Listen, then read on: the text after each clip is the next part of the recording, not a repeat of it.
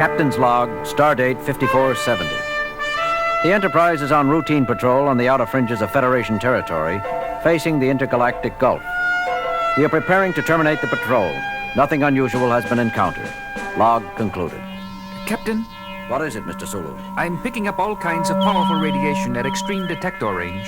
What kind of radiations, Lieutenant? I don't know, sir. Some of it's identifiable, and the rest resembles nothing I've ever seen before in my readouts. Check them yourself. Lieutenant Sulu is quite correct, Captain. The concentration of violent energies is extraordinarily intense. It resembles no natural phenomenon. Heading, Mr. Sulu? 308, 6 degrees, 000. Range? Range, Mr. Sulu. Closing, Captain, but the disturbances are so violent, I can't say for certain. 2 centers, possibly more, are involved. Very well. Change course to intercept. Lieutenant Uhura, sound yellow alert. Aye, Captain. Bridge to engineering. Engineering, Scott here, Captain. Scotty, we're heading for a violent energy disturbance of as yet unidentified origins. We may have to do some jumping about. Stand by. Ready back here, sir. Good. Bridge out. Range is still considerable, sir. Full power on the long-range sensors, Mr. Sulu. Wide screen if possible. Working on it, sir. We're getting something. What the? Most remarkable. What is it? I've never seen a ship like that before. Or of that size. What have you got, Mr. Spock? There are 2 ships, Captain. They are apparently engaged in combat with one another, employing numerous weapons I cannot begin to describe. The forces involved, each ship is putting out more destructive energy than 100 ships the class of the Enterprise.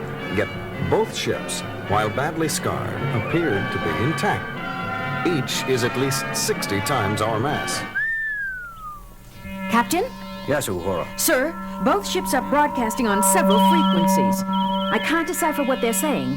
The universal translator doesn't recognize either language. The words are apparently directed at each other. Put it on the speakers, Lieutenant. Yes, sir.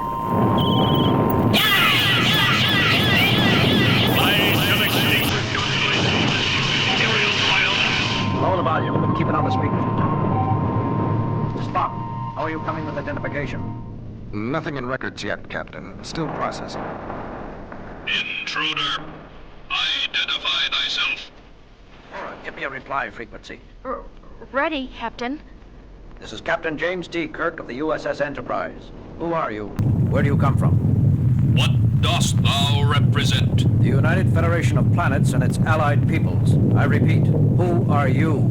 I am the Red Worm, 333rd Super Dreadnought of my class, built by the unified Dre peoples. There is nothing in my computer banks of a United Federation. Therefore, I must assume you are unneutral. For God's sake, Jim, confirm that we are neutral. It has been assumed, Doctor. Didn't you hear? Yes, but I don't want that thing to forget it. That's the biggest warship I ever saw. Except for the one it's fighting, of course. What ship? What ship? Identify yourself immediately! Uhura, did we just do that? This is a different frequency, Captain. The call is coming from the other ship. This is James Kirk, commanding the USS Enterprise, United Federation of Planets. We are... neutral. Impossible! I, renderer of the Next Empire, have declared that all who are not allied with me are friends of the unmentionable Dre peoples! Sorry, but we really are neutral. We have nothing to do with either the Dre peoples, as you call them, or the Next Empire. Spock, what have you got on those 2 stellar civilizations? I've never heard of either of them. Working on it, Captain. You must listen to me, or if you... I call on you to surrender your... Signals have faded out, Captain. They appear to have forgotten us already. They're fully occupied trying to destroy each other. And I have information on both groups. What is it, Spock? Where are they? They are no longer anywhere, Captain. According to mythological records, both races have been extinct in our galaxy for over 150,000 years. And know thou that I shall fight for another 150,000 or 150 million until the last remaining vestige of the blasphemous Nax are eliminated from existence. Where are your officers? Who am I speaking to? Which member of the crew? Crew? Officers? We of the Nax carry on for our builders and masters! No less we of the Dre, infidel. What do you make of that, Mr. Spock? I think there can be no doubt, Captain, As there is nothing in the records to indicate that either race was immortal, we must surmise that the crews of both ships have been dead for at least 150 millennia, and the war has been carried on all this time by the computer minds of these two ships. Incredible. Well put, Doctor. Both ships have apparently survived on their own initiative, continuing to carry out the last orders of their living masters, repairing themselves, modifying their own structure, constantly developing new weapons and new defenses, each hunting for a crucial advantage over its opponent. Yet it seems they are evenly matched. All very interesting, Mr. Spock, but at the moment I'm more concerned about their present course. If they keep traveling the direction they are now, they'll enter densely populated Federation space within a few days. They've elected to regard us as neutral, for now. They may not treat other Federation shipping or Federation worlds so politely. Uhura, give me dual broadcast frequency for both vessels. Ready, sir. Enterprise to combatants. Enterprise calling combatants. Listen, you two. You can reduce each other to Masons if you want, but can't you do it somewhere else? You are headed... A challenge! You would dispute my position? No, forget what I said. Spock, what are we going to do? These two are so involved with each other, they've lost the ability to trust anyone else. But we have to turn them somehow. Maybe if we could discover the reason behind the fighting, we could mediate for them, Jim. Didn't you hear the insults they threw at each other, Bones? After 150,000 years, Doctor, I doubt that either ship recalls what the war was originally fought over. That's usually the case with most wars which last more than a few months. Still, we have to do something. Jim, how about taking sides, joining up to help one ship defeat the other? Too risky, Bones. We know nothing of either the Dre peoples or the Nax Empire.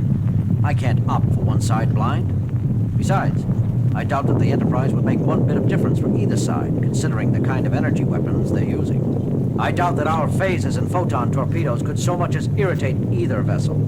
And it could get the Enterprise blown clear to the Magellanic Clouds. Just the Enterprise, maybe. But suppose we convince them we can call on several thousand ships the size of the Enterprise. A thought, Doctor. Except that we cannot call on several thousand ships. We cannot even call immediately on 3 or 4. True, Spock. But they don't know that. It's worth a try, Bones. Uhura, sound red alert. To the red worm of the Dre peoples.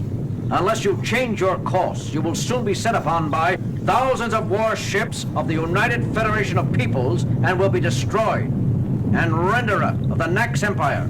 Unless you break off and disengage from this sector, 10,000 cruisers of the UFP will appear to volatilize the last remnant of your empire. Sacrilegious interloper! Enemy of its Imperial Majesty, I have been deceived! Captain, both ships are changing course. Mr. Sulu, emergency overdrive, warp 8. That was close, Captain. They both fired at our former position. With their minor batteries, I might add. However, they regard the threat seriously, it seems. Both vessels are currently in pursuit. Sulu? They're not closing, Captain. They're still too busy fighting each other, but we're not pulling away from them either. Good. I don't want to lose them. Yet. Kirk here. Go ahead, Mr. Scott. Captain, how long are we going to run at warp 8? We've got full deflector shields up too. We cannot maintain this kind of shielding and this speed for too long. I know, Scotty. Hang together down there a while longer yet. We'll do what we can, Captain. Scott out. Well, Bones, we got them to change their course. They're headed away from Federation-inhabited worlds now. That still leaves the problem of convincing them to leave us alone. Well, I don't know what to suggest, Jim. I didn't get that far. Great. Mr. Spock? I don't know what to suggest either, Captain. At this point, the crucial issue appears to be whether or not... A trick! I see through you now. There is no such thing as a united federation of planets. It was a low ploy of you, blasphemer, to attempt to fool me into assuming a weaker tactical position. You are quick, evil monster! Did you truly think to trick me, with such a feeble lie? This United Federation, this tiny fabrication masquerading as an inhabited ship, is but a decoy, manufactured in your own perverted factories. You will pay for that. Die, social misfit! I shall extinguish your noisomeness, Imperial vileness. They're slowing, Captain. We're pulling clear of them. Course, Mr. Sulu. Unchanged. They're still headed full speed away from Federation space. Well, what do you think of that? Did you hear, Jim? They've decided that the Enterprise is a trick. The Red Worm thinks we're a trick of the Renderer, and the Renderer believes we're a decoy cooked up by the Red Worm. Each computer has been battling the other for so long they can no longer trust anything. It is so in all extended wars. Truth is the first casualty, and the last wound to heal. Mr. Sulu, set in a course for Starbase 14. Aye, sir. Detectors report both ships still heading out toward the galactic rim. And according to sensors, still fighting with each other as heavily as ever. It is sad, Captain. All that knowledge, all that power, devoted to continuing a war whose cause has long since been forgotten. What a waste. Sulu, reduce speed to warp factor 5. There's one thing that bothers me, though, Captain. What's that, Lieutenant? What happens if one ship, either the Red Worm or the Renderer, finally does win? Won't it start hunting for someone else to fight? We threatened them both in the name of the Federation. Won't the winner come looking for us? I wouldn't worry, Lieutenant Uhura. Both vessels have been in a state of constant warfare for 150,000 of our years, without either side gaining a lethal advantage. I think it's safe to say that they will continue to remain evenly matched for another 150,000 years. Let's hope so, Mr. Spock. Let's hope so.